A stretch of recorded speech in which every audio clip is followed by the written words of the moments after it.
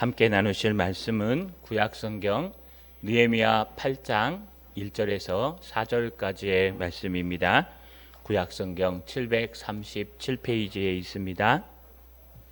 이스라엘 자손이 자기들의 성읍에 거주하였더니 일곱째 달에 이르러 모든 백성이 일제히 수문앞 광장에 모여 학사 에스라에게 여호와께서 이스라엘에게 명령하신 모세의 율법책을 가져오기를 정하매 일곱째 달 초하루에 제사장 에스라가 율법책을 가지고 회중 앞에 앞곧 남자나 여자나 알아들을 만한 모든 사람 앞에 이르러 수문앞 광장에서 새벽부터 정오까지 남자나 여자나 알아들을 만한 모든 사람 앞에서 읽음에 뭇 백성이 그 율법책에 귀를 기울였는데 그때 학사 에스라가 특별히 지은 나무 강단에 서고 그의 곁 오른쪽에 선 자는 마띠다와 스마와 아니냐와 우리야와 힐기야와 마아세아요. 그의 왼쪽에 선 자는 부다야와 미사엘과 말기야와 하숨과 하스바다냐와 스가랴와 무슬람이라. 아멘. 손을 들어 하나님 앞에 인사하겠습니다. 신앙의 회복을 가집시다. 설교를 하다 보면은요, 설교의 원고를 다 쓰고 난 후에 서론을 무엇을 할까라는 고민을 합니다. 많은 목사님들이 그럴 것이고, 또 논문을 쓰는 사람들은 아마 논문을 먼저 다 쓰고 난 다음에요, 논문의 맨 앞을 어떻게 써야 되는가라고 설명합니다. 그래서 서론은 중요하고 또 책의 머릿말이 중요합니다. 오늘 하나님의 말씀을 쭉 연구하고요, 구글 검색에서 어떻게 잘하는가라는 검색을 했습니다. 왜냐하면 성장, 회복, 자람이라는 단어로 뭔가 예화를 찾아야 되는데 잘 생각이 나지 않아서 검색하는데 보통은요, 신앙 이야기가 많이 나옵니다. 보통은 신앙은 어떻게 자라는가, 또 뭐 제가 원했던 건 식물은 어떻게 자라나는가, 광합성 작용이나 이런 걸 원했는데 이상하게 구글 페이지에요, 계속 도배하는 책이 하나 있었습니다.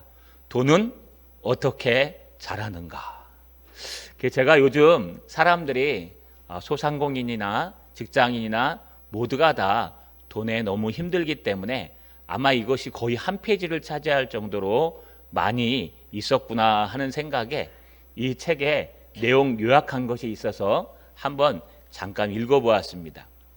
거기 보니까요, 신앙이나 돈이나 비슷한 것 같습니다. 돈과 하나님을 겸하여 섬길 수 없다고 얘기했는데 아이러니하게도요, 신앙을 잘하게 하는 것, 하나님을 섬기는 것이나 돈을 섬기는 것이나 비슷하다는 모양을 갖고 있다는 생각이 들었습니다. 내용인즉슨 이렇습니다. 이것을 쓴 저자는요, 금융계의 큰 손인 투자은행 출신의 CEO 겸 지금은 교수로 활동하고 계시는 권상호 교수님이 쓰신 책입니다.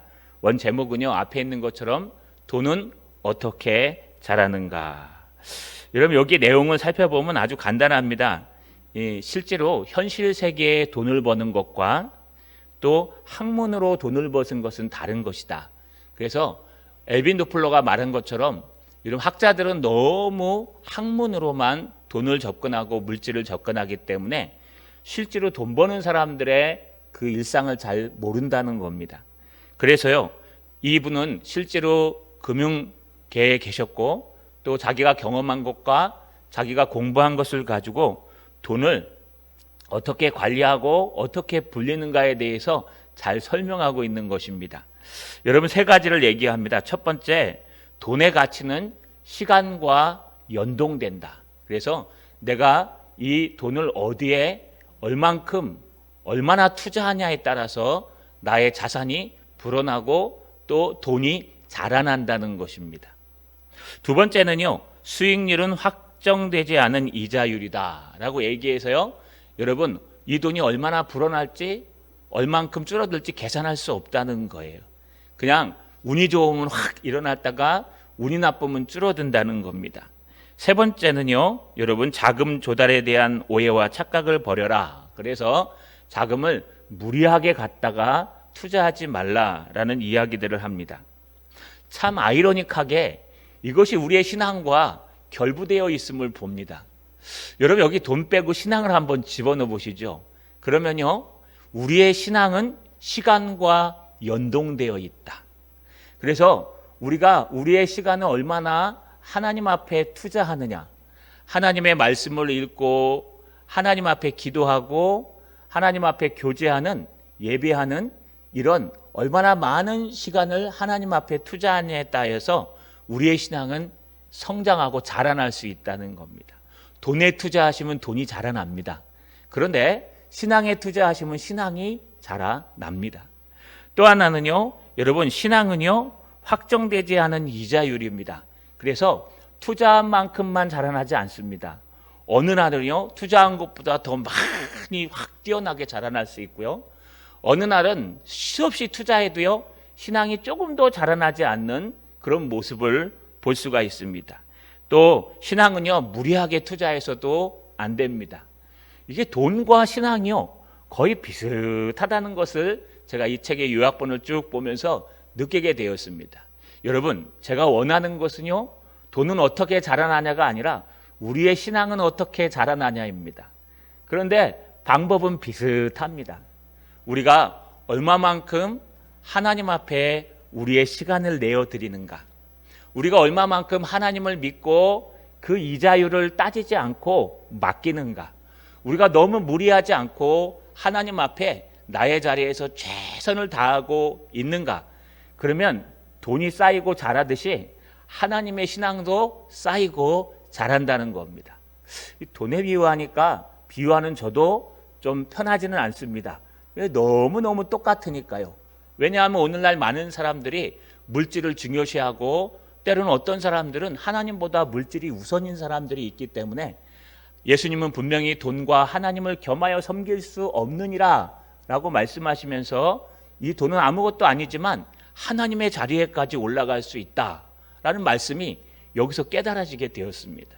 자, 여러분 오늘 여러분의 시간을 하나님의 신앙에 투자하셔서 돈이 자라나는 사람이 아니라 신앙이 회복되고 신앙이 자라나는 저와 여러분 되시기를 주님의 이름으로 간절히 소망합니다. 우리가 마태복음을 나누다 또 이제 다시 느헤미야로 넘어왔습니다. 이 느헤미야 8장부터 13장은 느헤미야 하반절이라고 얘기합니다. 전반부 1장에서 7장까지, 아니 그 앞으로 가면은요 에스라가 있고 에스라와 느헤미야 사이에 에스더가 등장하게 되어 있습니다. 그런데 우리가 살펴보면요 이 에스라서의 말씀은 성전을 재건하는 이야기였습니다. 이스라엘 백성이 하나님 앞에 범죄함으로 말미암아 포로로 잡혀가자 하나님께서는요 이제 바벨론을 무너뜨리시고 고레스 왕, 페르시아의 고레스 왕에게 하나님의 감동을 주셔서 스룹바벨과 여호수아를 통해서 제1차 포로 귀환을 시킵니다. 그 목적은요 성전, 다 무너져버린 성전을 재건하는 일이었습니다. 49,897명이 여기에 따라붙어서 20년 동안 성전 재건을 마칩니다. 이게 에스라 전반부입니다. 에스라 후반부는요 시간이 지나자 거기에 있는 사람들이 타락하기 시작했습니다. 이방 여인과 결혼을 하고 물질 관계가 어두워지고, 그때 하나님은 제2차로 제사장 에스라를 여러분 인도하셔서 에스라와 약 9,000명이요 하나님의 은혜로 돌아와서 이 모든 것을, 삶을 개혁하는 역사를 일으킵니다. 그리고 이제 느헤미야로 넘어옵니다. 느헤미야로 넘어와서 중요한 것은 성전도 회복되고 신앙도 어느 정도 회복돼 가는데 삶의 터전이 회복되지 않았습니다. 바로 예루살렘 성벽이 다 구멍이 뚫리고 회파된 그대로였습니다.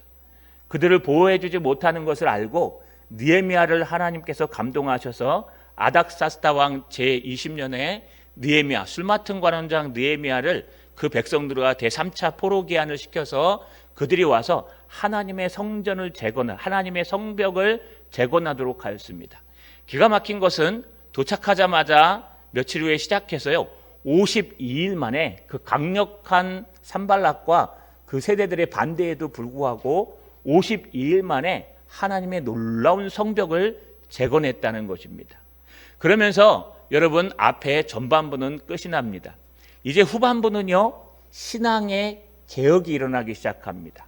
성전을 회복하고 예배를 회복하고 그리고 여러분 삶의 터전을 회복하고 나니까요. 이제 마지막으로 하나님께서 그곳에 각성, 부흥 또는 개혁이라는 의미를 주시면서 그들을 바꿔가시는 것을 잘 볼 수 있습니다. 오늘 본문에는요. 이렇게 기록되어 있습니다. 1절에 보니까 이스라엘 자손이 자기들의 성읍에 거주하였더니 일곱째 달이 이르러. 여러분 여기 1절 상반부인데요. 히브리어 원문에 성경이 쓰인 히브리어 구약이 쓰인 히브리어 원문에 보면요. 이게 느헤미야 7장 맨 끝에 붙어 있습니다. 7장 72절 하반절에 붙어 있어요. 그런데 우리 개역 한글에서는요. 1절 8장 1절에 붙인 겁니다. 큰 의미는 없습니다. 중요한 것은요. 이스라엘 백성들이 이제 자기 성읍으로 돌아갔다는 거예요. 그래서 7월이 되기까지 쉬었다는 얘기입니다. 열매는 얼마나 쉬었을까요? 이스라엘 백성의 성벽이 다 재건되고 이스라엘 백성이 뿔뿔이 자기 고향으로 돌아갑니다. 자기 성읍으로 돌아가서 야 이제 좀 열심히 일했으니까 쉬자. 우리 52일 동안 막 한 손에는 창을 들고 한 손에는 벽돌을 나르는 이 전투적인 삶을 살았잖아. 그러니까 이제 좀 쉬자. 이제 좀 이 어려움을 내려놓고 쉬자 라고 얘기한 거예요. 그러면서 쉬었는데 며칠이나 쉬었을까요 여러분? 이 성벽이 완전히 재건된 날짜가요. 언제냐 하면 똑같은 해에 우리 느헤미야 6장 15절에 보면 성벽 역사가 52일 만인 엘루럴 25일에 끝나매. 엘루럴 25일에 끝났대. 엘루럴은요 종교력으로 6월입니다. 그런데 지금 여기 7월까지라고 되어 있는데 이것도 종교력이에요. 그러면 6월 25일부터 7월 1일 뒤에 보시면 이제 일곱째 달 초하루 이렇게 되어 있는데 7월 1일까지 쉬었다. 며칠 쉬었을까요? 25일부터 7월 1일까지. 길어야 4, 5일. 그렇죠? 또는 5, 6일 정도. 5일이라고 칩시다.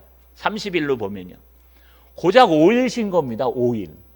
여러분 휴가를 내도 한 일주일 내야 좀 사람이 편히 쉬고 오죠.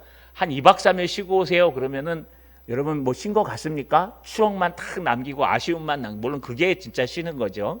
그런데 고작 5일을 쉬고 오라고 얘기한 거예요. 고작 5일을 쉬고 여러분 일곱째 달에 이르러서 그들이 한 일을 잘 보십시오. 1절 상반절에 보니까 여러분 일곱째 달에 이르러 실제 1절이요. 모든 백성이 일제히 수문앞 광장에 모여. 2절 상반절에 보시면 일곱째 달 초하루에 7월 1일이 되니까 모든 백성들이 수문앞 광장에 모인 거예요. 수문앞 광장은 동편문과 서편문 사이에 있는 큰 광장을 얘기합니다. 이 큰 광장에 백성들이 모여들기 시작했습니다. 왜 모였을까요? 여러분 7월은 1월, 2월, 3월 하면서 일곱째 달이기 때문에 안식월이라고도 얘기합니다. 그래서 많은 절기가 7월에 모여 있어요. 7월 1일은요 나팔절이라고 얘기해서 하나님의 말씀을 선포하고 또 나팔을 부는 날입니다. 7월 10일은요 대속죄일이라 그래서 모든 이스라엘 백성들이 하나님 앞에 범죄한 것을 속죄하며 그 중에서도 대제사장이 1년에 한 번씩 대속죄일 날 지성소에 피를 들고 들어가는 날입니다. 또 7월 15일은요 여러분 초막절, 수장절 그래서요 모든 것을 추수하고 그것을 창고에 쌓아놓고 하나님께서 저 광야에서 먹이신 것에 대해 감사하며 여러분 초막을 치고 집 바깥에서 텐트 안에서 거주하는 절기예요. 이렇게 7월달은 하나님의 절기가 많이 있습니다. 그래서 어떤 사람들은 아예 짐을 싸들고 7월 한 달 동안은 집에 돌아가지 않기 위해서 여러분 투숙 여관을 잡아놓고 잠을 자기도 했다고 합니다. 중요한 것은요 이 7월 절기를 시작하는 그때에 사람들이 모였다는 얘기예요. 수문앞 광장에 모여 하는데 이 모여라는 단어가 히브리 원문으로는요 아프라는 단어를 쓰는데 여러분 수동형을 씁니다. 그러니까 내가 모이긴 모이는데 누군가에 의해서 수동적으로 모이는 거. 집합해. 자, 몇 월 몇 시까지 우리 구암 이목장, 왜 구암 이목장이 나올까요? 소개 이목장 둘은 우리 집합하세요. 여러분, 우리 목사가 얘기하면 여러분들 이렇게 오시죠? 뭐 요즘 안 오시기도 하지만 여러분 왜 그럴까요? 목사가 그래도 우리 교회에 있는 성도들을 신앙을 위해서 모이라고 하면은 여러분 아마 우리 어르신들부터 해서 쭉 오실 거예요. 이 누군가가 수동적으로 끌어들인 거예요. 그런데 제가 얘기 안 해도 주일 11시에 제가 오라고 얘기합니까? 그런 얘기 안 하죠.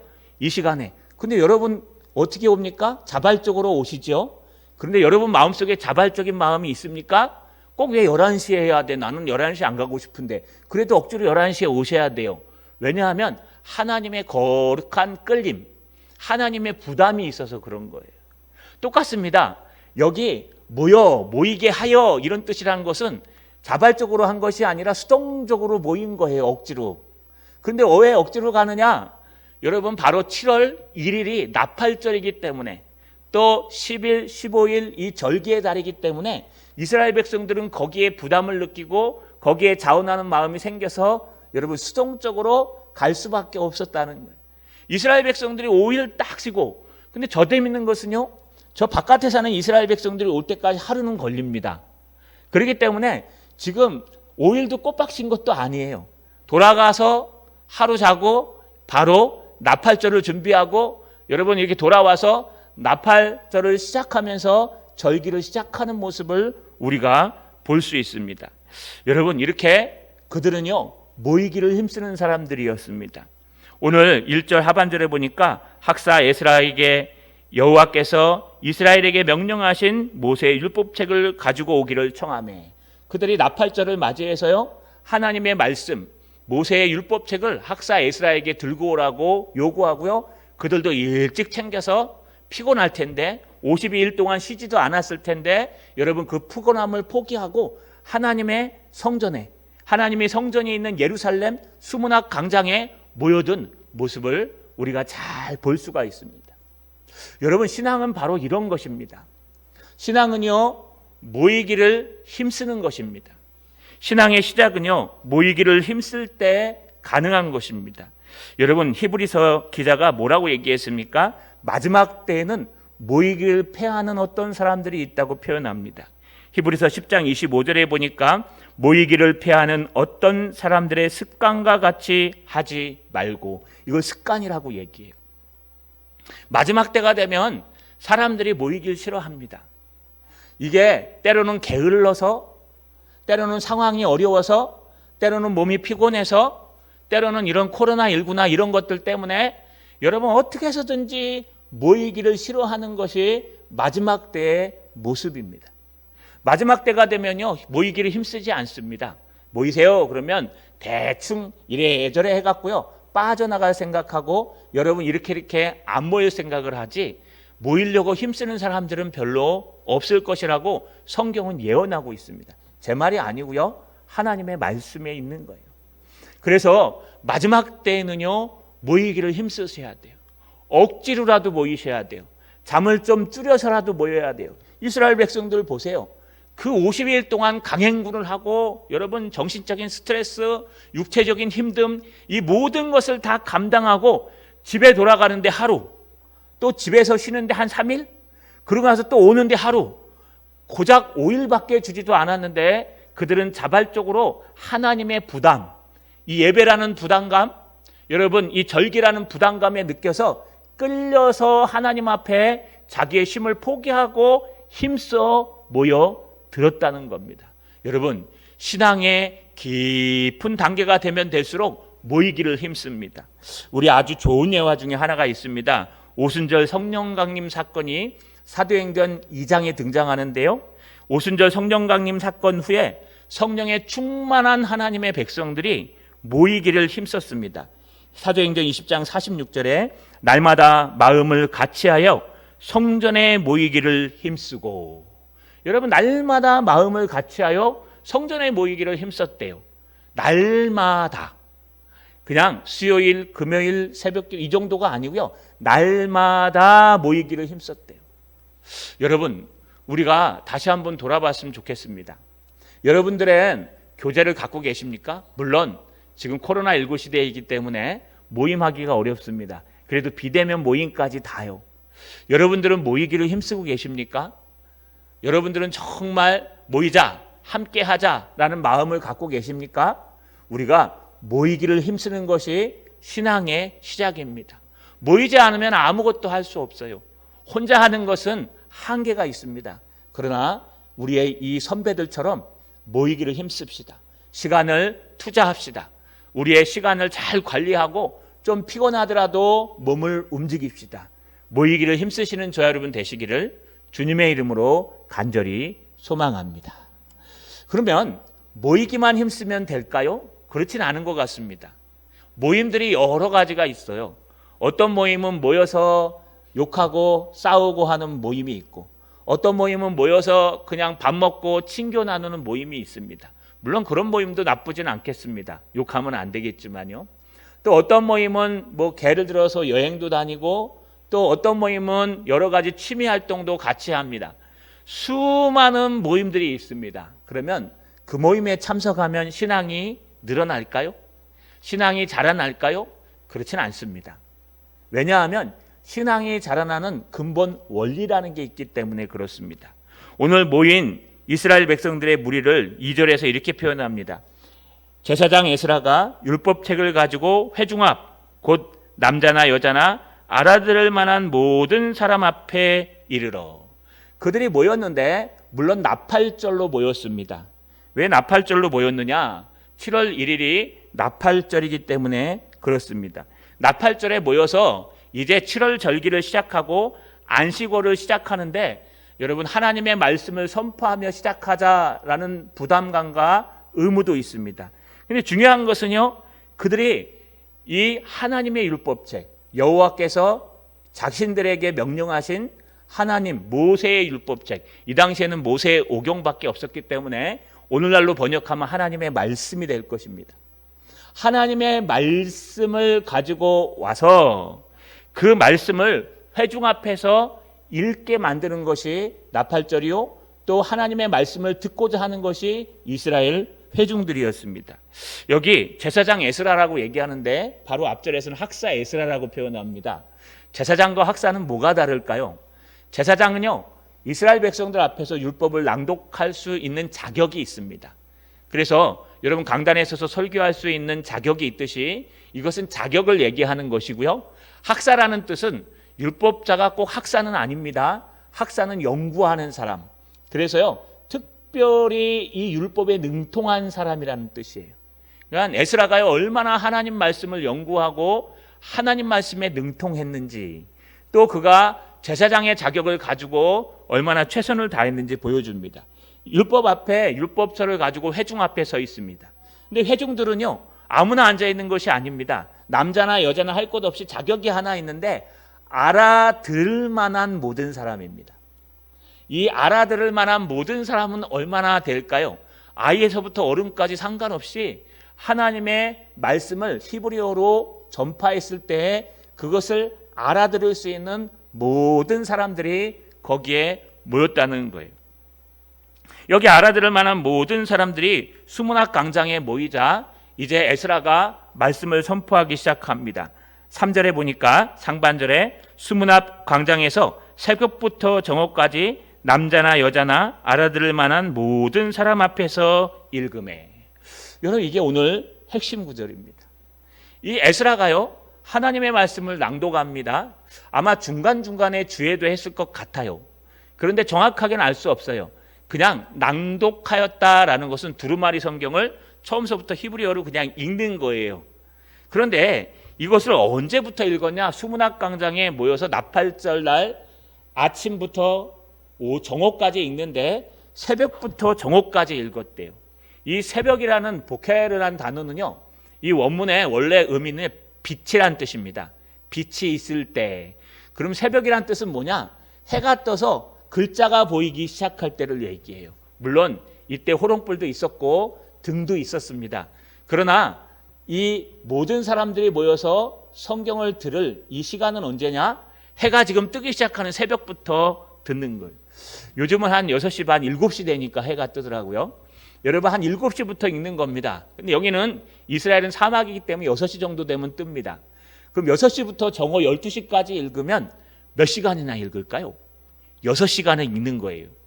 수문학 광장에 사람들이 새벽부터 모여갖고 장장 6시간을 그 이스라엘의 떼약빛 밑에서 성경을 듣는 거예요. 자, 이들이 갖고 있는 건 오늘날 66권 성경이 아닙니다. 여러분, 이들이 갖고 있는 것은 여호와 하나님께서 이스라엘 백성에게 명령하신 모세의 율법책이에요.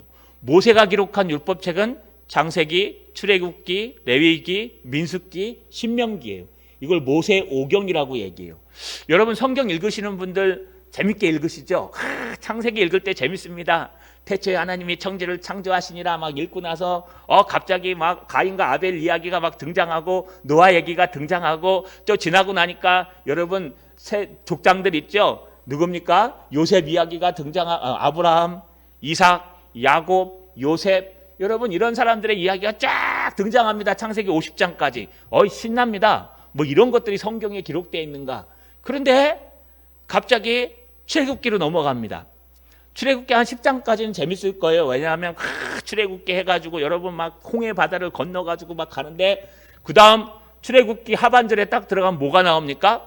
성막 제작부터 시작해서 제사장 입교부터 시작해서 그 다음 레위기에 가면 뭐가 나와요? 어떻게 제사를 지냈는지 5가지의 제사부터 시작해서 여러분 정결 예식부터 시작해서 상해 보호법.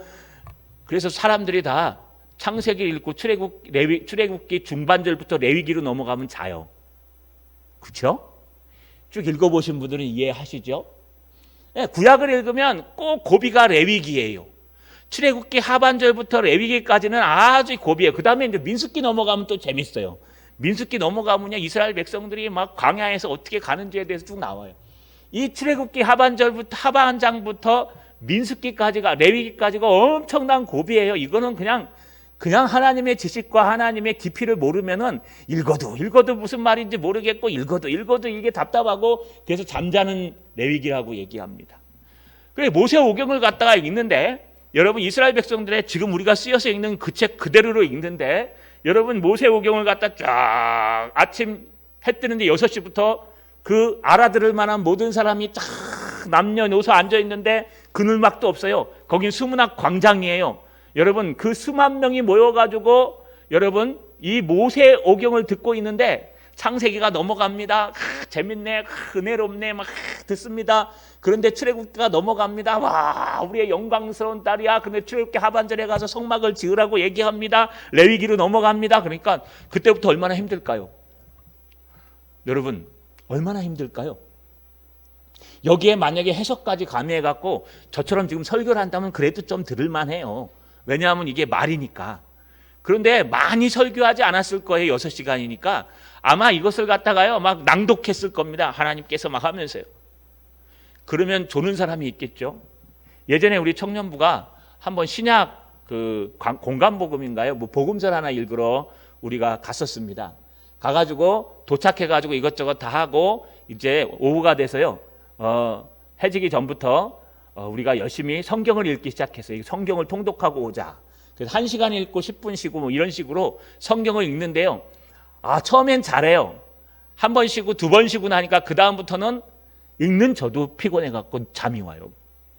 와, 얼마나 힘들든지. 그것도 그 복음서를 읽었던 걸로 기억하는데 여러분 읽는 사람이나 듣는 사람이나 얼마나 이 성경 읽는 게 힘듭니까? 저녁 먹고 나서 얼마나 답답하겠어요? 그러니까 다 꾸벅꾸벅 조는 거예요. 목사도 막 피곤해요. 그런데 6시간을 장작 6시간을 그것도 떼약빛 앞에서 들을 만한 모든 사람이 앉아서 이 모세오경 이것을 읽고 있고 낭독하고 있는데 백성들은 무엇을 하고 있었을까요? 여러분 이들의 모습을 잘 보십시오. 오늘 3절 하반절에 뭇 백성이 그 율법책에 귀를 기울였는데 할렐루야. 할렐루야. 여러분 6시간 동안 그 딱딱한 성경을 읽고 그 딱딱한 성경에 대해서 얘기하고 있는데 6시간 동안 여기 잠잤다는 얘기는 등장하지 않아요. 물론 뭐 안 기록할 수도 있어요. 그러나 중요한 건 모든이란 뜻이에요. 모든 백성들이 그 성경에 귀를 기울였다. 이러면서 원문에는 귀를 기울였단 말이 안 등장해요. 원문대로 번역하면 모든 사람들의 귀가 그 책을 향해 있었다 이렇게 돼 있어요. 그러니까 모든 사람들의 귀가 쫑긋 세워서 6시간대는 낭독되는 그 성경을 향해 있었다는 거예요. 여기엔 여러 가지 이유가 있습니다. 지금처럼 여러분이 원하기만 하면 성경을 볼 수 있는 시대가 아니에요. 성경이 귀했기 때문에 성경은 일부 제사장들 외에는 손댈 수가 없었어요. 물론 회당이라는 것이 있었기 때문에 회당에 모인 사람들이 성경을 갖고 있습니다. 그러나 그렇게 많지 않아요. 여러분, 성경책이 지금은 집에 최소한 2권 이상 있으시죠? 그죠? 이렇게 어떤 집은 이렇게 널러 다니는 게 성경책일 때도 있어요. 신앙이 좋으신 분들은. 그러나 또 어떤 분들은 한 권만 갖고 계시고 이렇게 훅 털고 주일날만 들고 오실 수 있어요. 중요한 것은 성경이 있는데 오늘날처럼 많지 않다는 거예요. 오늘날 우리가 갈급하지 않은 것은 어쩌면 성경이 너무 많이 있어서 그런지도 모르겠어요. 성경을 여러분들이 너무 쉽게 대면하기 때문에 어쩌면 우리가 성경에 대한 갈급함을 잃어버리고 있는 것 같아요. 이때처럼 성경이 귀해서 한번 들으려면 회당에 가야 돼요. 성경이 귀해가지고 한번 들으려면 절기 때 가야 돼요. 한번 들으려면 제사장들이 정기적으로 낭독하는 그 공부 모임에 참석해야 돼요. 예배에 참석해야 성경을 들을 수가 있었어요. 그런데 성경이 쫙 보급되고 나니까요, 성경이 뭐 마음만 먹으면 펼칠 수 있고 마음만 먹으면 들을 수 있잖아요. 저도 운동하다 이렇게 들어요. 이 켜놓고 들으면요, 막 여기서 탁 들리면 이거 어떤 부분이지 하고 탁 들어요. 이렇게 너무너무 성경이 풍부한 이 시대에 여러분, 성경을 읽고 성경을 듣는 그 모습을 한번 생각해 보세요. 이 사람들은 성경을 들을 수가 없기 때문에 너무 갈급한 마음으로 하나님의 음성을 읽고 싶어, 하나님의 음성을 듣고 싶어. 제가 예전에 한번 북한 이야기를 했을 겁니다. 북한 지하교회에 있는 사람들인데요, 어느 선교사님이 몰래 들어가셨어요. 들어가셔갖고 요한복음을 이렇게 가져가가지고요, 요한복음이 제일 좋다고 하니까 딱 가져가서 책 속에 막 끼고 여기다 끼워가지고 가져가가지고 지하교회 사람은 은밀하게 만났어요. 우리 익두스 알죠? 이렇게 익두스. 거기도 이렇게 했습니다. 그런데 그 사람에게요, 요한복음을 갖다가 이렇게 나눠줬대요. 사람마다 한 장씩 한 장씩 나눠주고, 어떤 사람은 뭐 주다 나누고 이렇게 주다 보니까 요한복음 한 쪽을 다 줬대요. 어떤 사람은. 그러더니 한 3일인가 있다 들고 오더래요.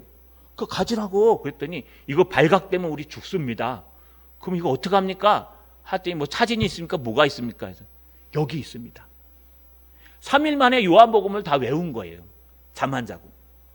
여러분, 얼마나 갈급하면 하나님의 말씀을 읽고 싶어서, 하나님의 말씀을 외우고 싶어서, 하나님의 말씀을 듣고 싶어서 요한복음 그 긴 책을 갖다가 줬는데 3일 만에 그냥 다 읽고 왔대요. 다 외워가지고 왔대요. 할렐루야. 오늘부터 요한복음을 다음 주일까지 다 외워오세요. 외웁시다. 저는 가능할까요? 저도 힘들 것 같아요. 근데 여러분, 갈급한 마음이 있으면 가능해요. 정말 갈급한 마음이 있으면 그 떼학 곁에 앉아서 6시간 동안 모세오경을 듣는데 그것에 귀를 쫑긋 세우고 모세오경이 어떤 말씀이 있는가, 거기에 무슨 내용들이 있는가, 거기에 하나님이 뭐라고 말씀하시는가, 그것을 갈급하게 듣고 그것을 궁금해하고 하나님 앞에 있는 거예요. 여러분, 이것이 정말 하나님의 갈급한 마음이에요. 사슴이 시냇물을 찾기에 갈급한 같이 나의 영혼이 주를 찾기에 갈급하나이다. 달고 오묘한 그 말씀, 생명의 말씀은, 여러분, 우리가 정말 하나님의 말씀을 읽는 것이 얼마나 축복됐는지, 우리가 하나님의 말씀을 오늘 마음대로 펴서 읽고 들을 수 있는 게 얼마나 복된 것인지 우리가 잘 알았으면 좋겠어요. 그런데 중요한 것은요, 그 수만 명이 모여 있는데 여러분, 이 말이 잘 들릴까요? 에스라가 크게 전파했을까요? 물론 웅변을 해서 잘했을 거예요. 그런데 여러분, 그들이 안 들리니까 뭐라고 기록합니까? 4절에 보니까 그때 학사 에스라가 특별히 지은 나무 강단에 서고 그의 곁 오른쪽에 선 자는 마띠디아와 스마와 아나냐와 우리아와 힐기야와 마아세아요, 그의 왼쪽에 선 자는 부다야와 미사일과 말기야와 하숨과 하스바다낫과 스가랴와 무술람이라. 이들이 누군지 모릅니다. 레위 사람인지 아마 제사장일 것으로 보이고, 아마 에스라가 어떤 사람은 혼자 읽기가 힘들어서 교대로 읽었을 거다라고 얘기합니다. 그러나 그건 확실하지 않아요. 중요한 것은요, 그 앞구절이에요. 앞에 4장 전반절에 뭐라고 얘기해요? 그때 학사 에스라가 특별히 지은 나무 강단에 섰대요. 특별히 지은 나무 강단, 특별히 백성들이 만든 나무 강단에 섰대요. 여러분, 이 강단이라는 단어가 믹달이라는 히브리어를 써요.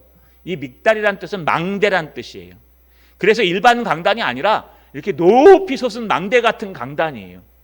왜냐하면 그 수만 명들이 들어야 되니까 강단을 높이 세워가지고요, 그 위에다가 여러분 에스라와 그 13명이 딱 올라가가고요, 에스라가 읽는 거예요. 읽다가 뭐 안 되면은 옆 사람 붙여갖고 읽었겠죠. 그 읽는 소리가 저 뒤까지 들릴 수 있도록 그 모임의 가장 앞에 가장 높은 곳에 하나님의 말씀을 선포하는 사람을 세우고 하나님의 말씀을 들었다는 거예요. 할렐루야. 여러분, 우리의 모여야 신앙이 자라납니다. 모이기를 패하면 신앙은 절대 안 자라나요. 나 예수 믿고 구원받으면 되지, 나 혼자 신앙생활하면 되지, 뭐 내가 책 읽고 성경 읽고 기도하면 되지. 아니요, 그런 한계가 있어요. 신앙은요, 공동체예요. 함께 모여서 함께 예배하고 함께 모여서 교제하고 하는 게 필요합니다. 그래서 모이기를 힘쓰는 것이 중요합니다. 그런데 모인다고 신앙이 다 자라는 게 아니에요. 우리의 모임 가운데 어떤 모임이 있는지 중요해요. 여러분, 우리의 모임 가운데 가장 중요한 것은 말씀이 있는 곳에 모이는 것이 신앙을 성장하는 척도라는 거예요. 자, 여러분, 한번 돌아봅시다. 돈도 똑같다고 얘기했죠. 돈은 시간과 비례합니다. 여러분이 여러분의 시간을 투자해서요, 예배의 자리에 나와 예배하면 이 강단에서 하나님의 말씀을 선포하는 이 말씀이 들려야 돼요. 또 여러분, 우리 독서력이라고 얘기하는데 독서력은 뭔지 아십니까? 내가 앉아서 책을 몇 페이지까지 읽을 수 있는가가 우리 공부하는 사람 독서력이라 그래요. 그래서 한 150페이지 정도 읽는 사람도 있고 800페이지 꼬박 읽는 사람들도 있어요. 이만한 책을요. 그런데 신앙도 청취력이라고 얘기해요. 앉아서 하나님의 말씀을 몇 시간이나 들을 수 있으냐. 우리 선배들은요, 부흥회 하거나 말씀을 들으면요, 보통 3시간을 꼬박 들었어요. 저도 시골 살 때 할머니 손잡고 부흥회 가거나 하면 꼬박 3시간을 듣고, 우리 시골교회 목사님은요, 막 하는데 무슨 얘기하는지 잘 모르겠어요, 어려서. 그런데 보통 1시간 설교하시죠. 그런데 아무도 뭐라고 안 그러고요, 앉아서 그걸 다 듣고 아멘 아멘 하십니다. 아마 지금 그렇게 하면 힘들 거예요. 왜냐하면요, 오늘날 많은 사람들이 신앙의 청취력이 점점 떨어져 갑니다. 코로나로 인해서 또 여러 가지 일로 인해서 모이기를 패하니까 이제 모여도 하나님의 말씀을 소화할 수 있는 그 청취력이 줄어드는 거예요. 자, 여러분, 지금 심각합니다. 우리 다시 한번 돌아봅시다. 우리의 신앙은 성장하고 회복할 수 있습니다. 첫 번째, 모이기에 힘쓰십시오. 어찌됐든 잠을 줄여서라도 모이는 사람이 되십시오. 두 번째, 아무 모임이나 가지 마시고 하나님의 말씀이 있는 모임, 하나님의 말씀이 선포되는 모임. 그렇다고 개인적으로 여러분 우리 교회 바깥에서 말씀 나눔 하시면 안 됩니다. 이단들이 많아서 될 수만 있으면 하나님의 교회 예배의 자리에, 말씀이 있는 자리에 나오셔서 여러분의 신앙이 자라나는 저 여러분 되시기를 주님의 이름으로 축원합니다.